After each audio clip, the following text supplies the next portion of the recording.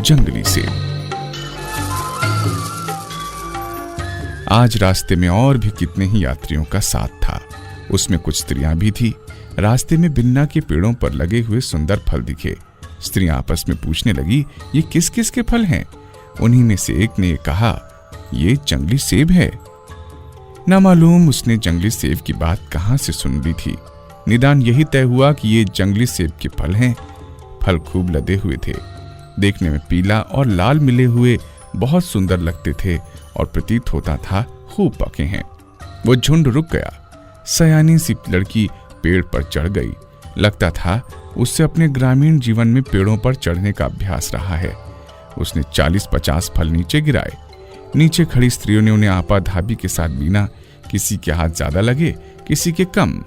जिसके हाथ कम लगे थे वो उससे डर रही थी जिसने ज्यादा बीने थे। लड़ती जाती थी और कहती जाती थी कि तूने रास्ता रोकर झपट कर अधिक बीन लिए, मुझे नहीं बीनने दिया। जिसके पास अधिक थे वो कह रही थी कि मैंने भाग तोड़कर अपने पुरुषार्थ पर बीने हैं। जिसके हाथ पैर चलेंगे वही तो नफे में रहेगा। तुम्हारे हाथ पैर चलते तो तुम मुझसे भी अधिक बीनती। इन फलों को अगली चट्टी पर भोजन के साथ खाएंगे। बड़े मीठे और सुंदर ये होते हैं, रोटी के साथ अच्छे लगेंगे। धोती के पल्लों में बांधकर वे प्रसन्न होती हुई चल रही थीं।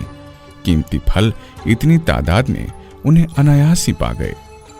लड़ना झगड़ना तो शांत हो गया, पर ज्यादा कम बीनने की बात पर मनोमालिन्य जो उत्पन्न हुआ था वो बना हुआ था। एक दूसरे को नाराजगी के साथ घूर घूर कर देखती थीं। चट्टी आई, सब लोग ठहरे, भोजन बना, फल निकाले गए। जिसने चखे उसी ने थू थू किया। वे कड़वे थे। इतनी मेहनत से लड़ झगड़ कर लाए हुए सुंदर दिखने वाले जंगली सेब कड़वे और बेस्वाद थे। उसे देखकर उन्हें बड़ी निराशा हुई।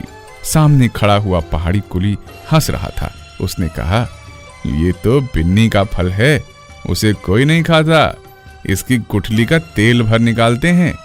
वे समझे बूझे बीनने और लाने खाने की मूर्खता पर वे सभी स्त्रियां सकुचा रही थीं। मैं भी साथ था। इस सब नजारे के आदि से अंत तक साथ था। वे आपस में उन फलों का नाम लेकर हंसी कर रहे थे। उन्हें हंसने का एक प्रसंग मिल गया था। दूसरों की भूल और असफलता पर आमतौर से लोगों को हंसी आती ही है। केवल पीला रंग और बढ़िया रूप देखकर उनके पका, मीठा और स्वादिष्ट फल होने की कल्पना करना ये उनकी भूल थी। रूप से सुंदर दिखने वाली सभी चीजें मधुर कहाँ होती हैं? उन्हें ये जानना चाहिए था। न जानने पर शर्मिंदगी उठानी पड़ी और परेशानी भी हुई। आपस में लड़ाई झगड़ा होता रहा, सो व्यर्थ ही था। सोचता हूँ बेचारी इन स्त्रियों की ही हंसी हो रही है और सारा समाज रंग रूप पर मुग्ध होकर पतंगे की तरह चल रहा है। उस पर कोई नहीं हंसता। रूप की दुनिया में सौंदर्य का देवता पूजता है। तड़क भड़क चमक तमक सबको अपनी ओर आकर्षित करती है और उस प्रलोभन से लोग बेकार की चीजों पर लट्टू हो जाते हैं, अपनी राह खोटी करते हैं और अंत में उसकी व्यर्थता पर इसी तरह पछताते हैं जैसी ये स्त्रियां बिन्नी के कड़वे फलों को समेटकर पछता रही हैं। रूप पर मरने वाले यदि अपनी भूल समझें तो उन्हें गुणों का पारखी बनना चाहिए, पर यह तो तभी संभव है जब रूप के आकर्षण में अपनी विवेक बुद्धि को नष्ट होने से बचा सकें। बिन्नी के फल किसी ने नहीं खाए, वे फेंकने पड़े।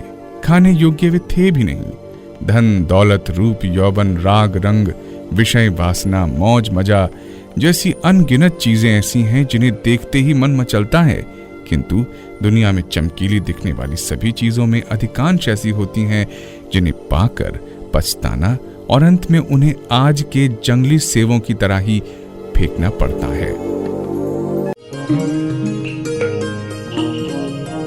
हमारे YouTube चैनल को सब्सक्राइब करें और बेल आइकन को दबाएं ताकि आपको नोटिफिकेशंस मिलते रहें।